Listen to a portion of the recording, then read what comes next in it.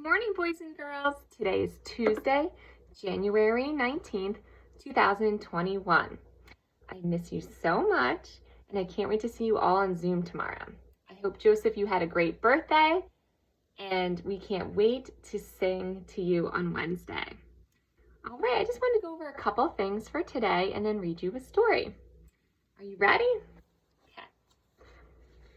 We have our sound card, so I'm going to say the letter and sound, and then you're going to repeat it after me. L, lamp, O. Great. Y, yellow, Y. C, cat, K. X, fox, X. O, octopus, A. J, jug, J. Great job. D, dog, D. Perfect. R, rat, And T, top, T. Excellent. Now I have my vowel extension poster, and you're going to echo, repeat after me, okay? A, apple, A. Good. E, ed, E. I, itch, I. O, octopus, A. U, up,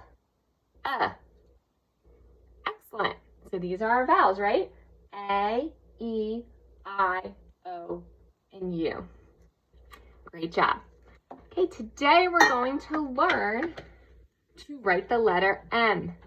M, man, Can you say that?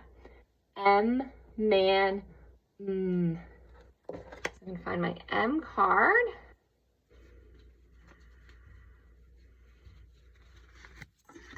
Here's our lowercase m. Let's say it again. M, man, Excellent. Okay, so I have my writing grid. Let's go over it.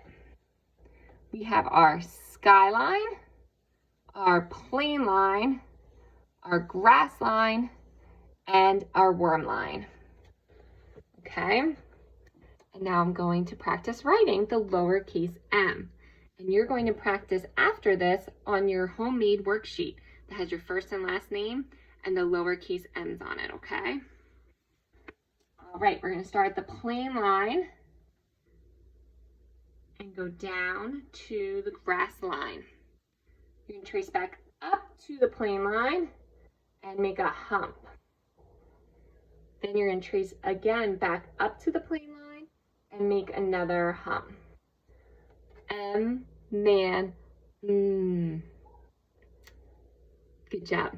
Let's do it again.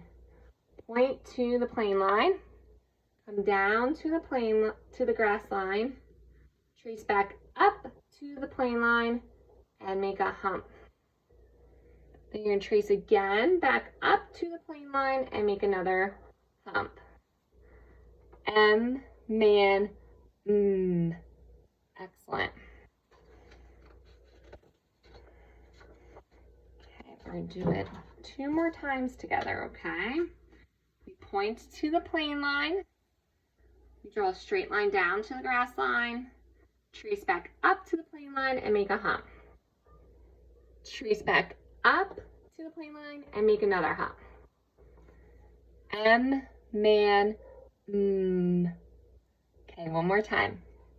Point to the plane line, straight line down to the grass line, trace back up to the plane line and make a hump. Then you're going to trace back up to the plane line and make another hump. M, man, Excellent job. All right, so you're going to practice too on that worksheet, all right? Also, you're going to practice writing the number 13 today. Okay.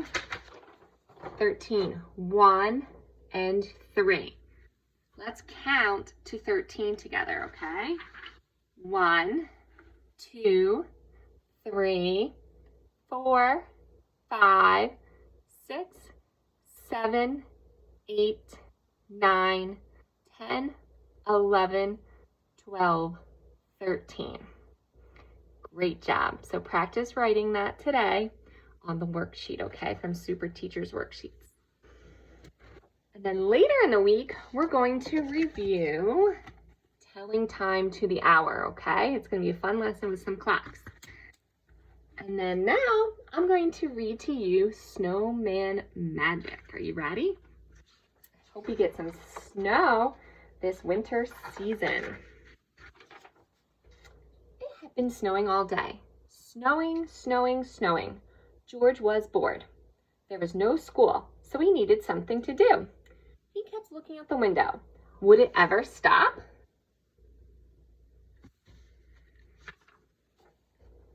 The next morning, the sun was shining. When George looked out the window, everything was a brilliant white. The snow was so bright, it was almost hard to look at. If he squinted, he could see it was very deep, and it had drifted high against the slope in his backyard. He looks excited, doesn't he? What do you think he's going to do in the snow? George put on his warm socks and his snow pants and his flannel shirt. Then he put on his snow jacket, his boots, his mittens, and his hat. He was ready. Do you do that when we go outside? Get all ready with your hats, gloves, and mittens? Outside, the air smelled clean and cold. George plunged into the snow. It was fluffy, but crunchy too. He made a snowball and threw it against a tree. It was very, very quiet. Do you see his footprints? Looks like he might live near the woods. George took some snow and packed it into a small ball. Then he started rolling the ball in the snow, and the ball got bigger and bigger. When the ball got too heavy to roll, he stopped rolling it near the bottom of the slope. Then he started rolling a medium-sized ball. He put it on top of the big ball. Finally, he made a small ball for the top. What's he making? A snowman, right? I think so. George went inside the house and found a scarf in the closet and a carrot in the refrigerator. In the old days, his mother told him people used to make pieces of coal and use them to make eyes. But there wasn't any coal in George's house. So he found 2 buttons and brought them outside with the scarf and the carrots. Do you ever do that when you make snowmen?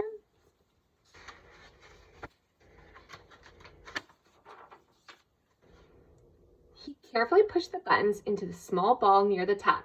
He stuck the carrot in the center. He found a few small twigs and used them to make a mouth. He wrapped the scarf between the top ball and the middle ball. And he found 2 branches to stick into the sides of the middle ball.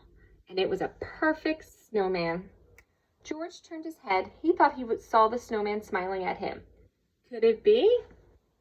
Does he look like he's smiling? I think so. Time for a snack, said George. He went inside the house and got 2 mugs of hot chocolate and some cookies. He put them on the snow table. Would you like something to eat? George asked. I can't drink hot chocolate, the snowman said, but a cookie would be nice. It was magic. The snowman came to life.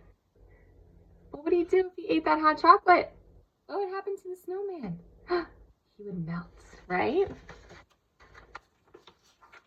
After their snack, George made a cave, tunneling deep into the slope. He piled up snowballs at the entrance, and he threw a couple at the snowman. The snowman made some snowballs and threw them back at George. His long branch arms helped him throw the snowballs very far. It was hard to say who won the fight, but it was still fun. The snowman chased George around the yard, and then George chased the snowman. The snowman couldn't move that fast, so it was easy for George to sneak up on him.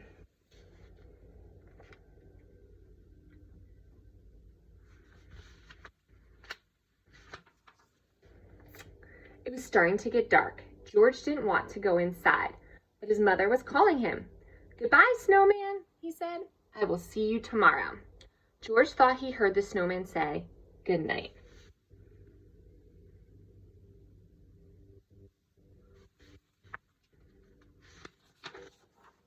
The next day it was warmer. The sun was even brighter and the snowman was shrinking. George played with him all day, but he could tell that the snowman didn't have quite the same energy. Oh no, what do you think's happening? Looks like he's tilting a little bit. Then it was Monday. George had to go to school. It was another bright, warm day. When he came home, the snowman was almost gone. The scarf and the carrot and the buttons had slid down. He could hardly recognize his snowman. The cave had collapsed too, and the snow table had melted. Aww. Looks pretty sad. The next morning, George looked out the window. It was snowing! Snowing, snowing, snowing. He couldn't wait. Wow, I wonder where he lives where he gets all that snow, right? To build his snowman again. Well, that was a fun story. So I hope you have a great day today. And I know you'll do a great job on the schoolwork that I assigned. And I will see you tomorrow on Zoom. Bye, Pre-K 4. I miss you.